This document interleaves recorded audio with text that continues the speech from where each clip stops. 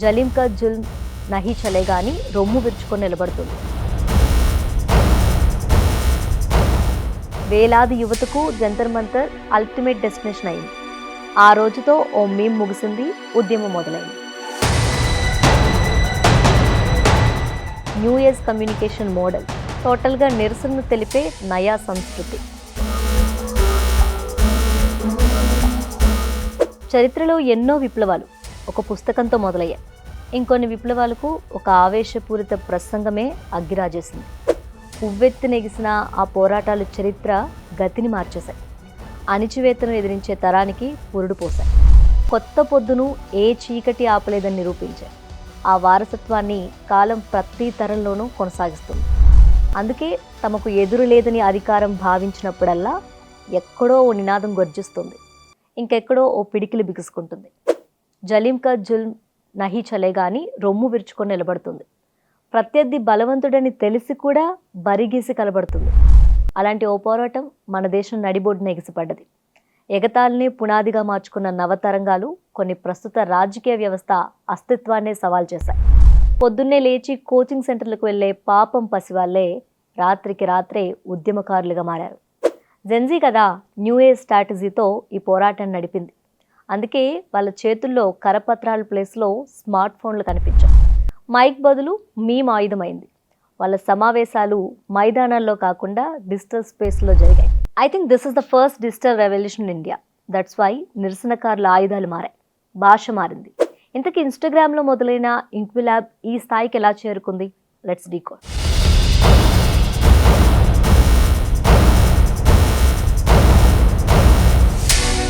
ప్రతి విప్లవానికి ఒక భాష ఉంటుంది.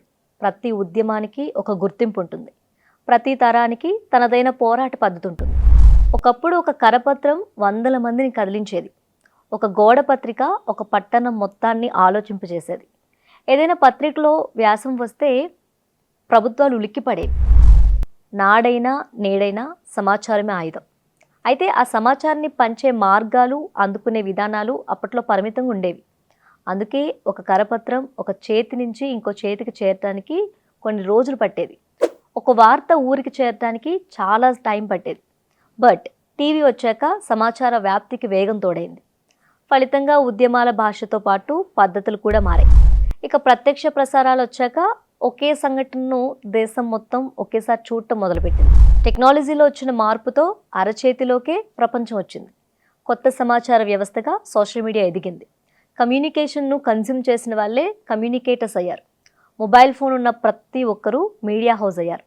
ఏదైనా సంఘటన జరిగితే దాన్ని రిపోర్ట్ చేయడానికి టీవీలు ఆర్ పత్రికలు వచ్చే వరకు ఇప్పుడెవరూ ఎదురు చూడటం లేదు. నిమిషాల్లోనే వీడియో రికార్డ్ చేసి సోషల్ మీడియాలో పోస్ట్ చేస్తున్నారు. అది లక్షల మందికి రీచ్ అవుతుంది. అందుకే ఉద్యమాల రూపం కూడా మారింది. కరపత్రాల స్థానంలో రీల్స్ వచ్చాయి. గోడ పత్రికల ప్లేస్ను మీమ్స్ క్యాప్చర్ చేశాయి. బహిరంగ సభల బదులు ట్విట్టర్ స్పేస్లు వచ్చాయి. దీన్ని సింపుల్గా టెక్నాలజీలో వచ్చిన మార్పుగా చూడొద్దు, ఉద్యమాల నిర్మాణంలో వచ్చిన మార్పుగా మనం అర్థం చేసుకోవాలి. ప్రస్తుత జెన్జీ పోరాటం గురించి మనకు పూర్తిగా తెలియాలంటే రోడ్డుపై జరుగుతున్న ఆందోళనను మాత్రమే చూస్తే సరిపోదు. ఆ నిరసన మొదట ఎక్కడ పుట్టింది, ఎలా వ్యాపించింది, ఎవరు దాన్ని క్యారీ ఫార్వర్డ్ చేస్తున్నారు అన్న విషయాలు తెలుసుకోవాలి. ప్రెజెంట్ సిచ్యువేషన్లో ముందు ఉద్యమం పుడుతుందా ఆర్ డిజిటల్ కమ్యూనిటీ పుడుతుందా అన్న క్వశ్చన్కు ప్రెజెంట్ మూమెంట్ పర్ఫెక్ట్ ఎగ్జాంపుల్. ఈ పోరాటం కూడా ఒక కమ్యూనిటీతోనే స్టార్ట్ అయింది.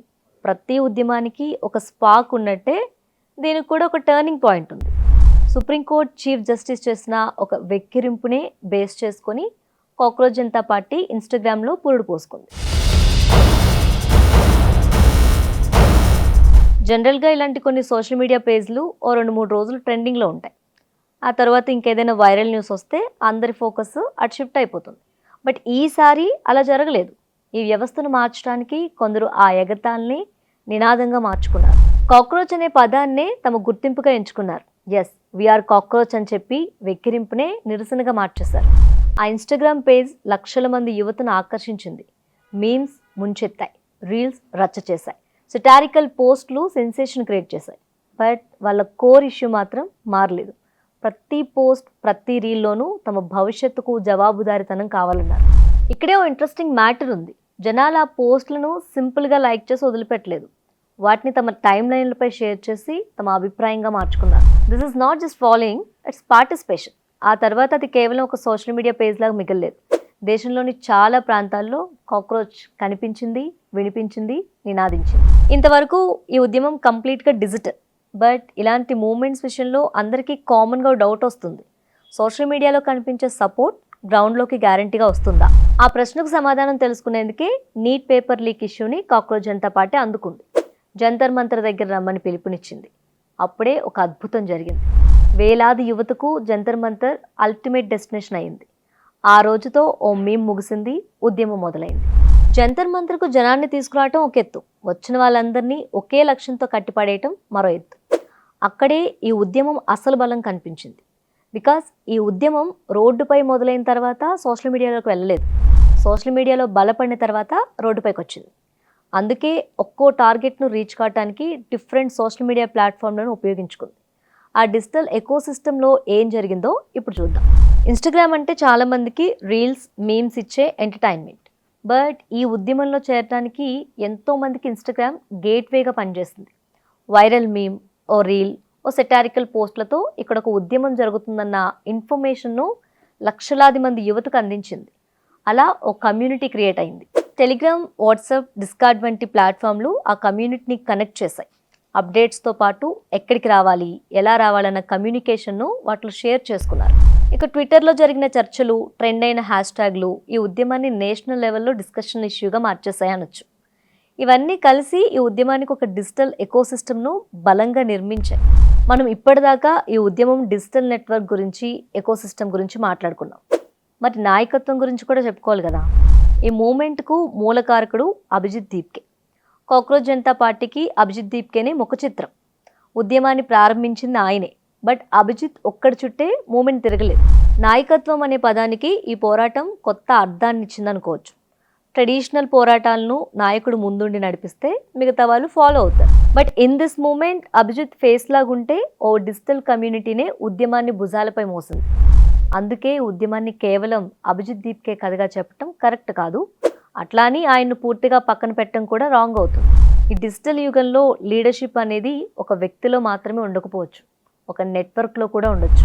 ఈ ఉద్యమంలో కనిపించిన ఇంకో ఆసక్తికరమైన విషయం గురించి చెప్తాను. అదే dark humour. Exam pressure, clarity లేని ఫ్యూచర్తో పాటు ఈ సిస్టమ్ మీద ఉన్న డిసప్పాయింట్మెంట్ను చెప్పడానికి ఈ డార్క్ హ్యూమర్నే ఆయుధంగా జెన్జీ వాడుకుంది. సెటైర్, మీమ్స్ ఫార్మేట్లో తాము చెప్పాలనుకున్న విషయాన్ని ఎఫెక్టివ్గా ఎక్స్ప్రెస్ చేసింది. మమ్మల్ని జైల్లో పెడతారా, పోనీ అక్కడైనా నీట్ కోచింగ్ ఇప్పిస్తారా, పరీక్ష రాయడం కంటే అరెస్ట్ కావటం ఈజీ కదా. ఇవి జోక్లా అనిపిస్తున్నాయి. బట్ ఇవి సింపుల్ జోక్స్ మాత్రం కాదు. చాలామంది యువత తమ భావాలను వ్యక్తం చేసే మార్గంగా డార్క్ హ్యూమర్ని ఎంచుకున్నారు. యు కాంట్ బ్రేక్ అస్ అని చెప్పే భాషగా దాన్ని మార్చుకున్నారు. బహుశా ఇదే డార్క్ హ్యూమర్ అసలు శక్తి. తాము కంప్లీట్గా బ్రేక్ కాలేదని చెప్పే భాషగా మారింది. భయాన్ని వ్యంగ్యంగా మార్చి తమ భావాలను వ్యక్తం చేసే మార్గంగా డార్క్ హ్యూమర్ నిలిచింది. నీట్ లీకేజ్పై విద్యార్థులు చేసిన ఉద్యమం ముగుసుండొచ్చు. బట్ ఆ పోరాట పద్ధతి మరెన్నో విప్లవాలకు నాంది కావచ్చు. కేంద్ర మంత్రి రాజీనామా, సిబిఐ విచారణ, పరీక్షల విధానంలో మార్పులపై గవర్నమెంట్ తీసుకున్న నిర్ణయాలు, ఇవన్నీ ఒకే విషయం చెప్తున్నాయి.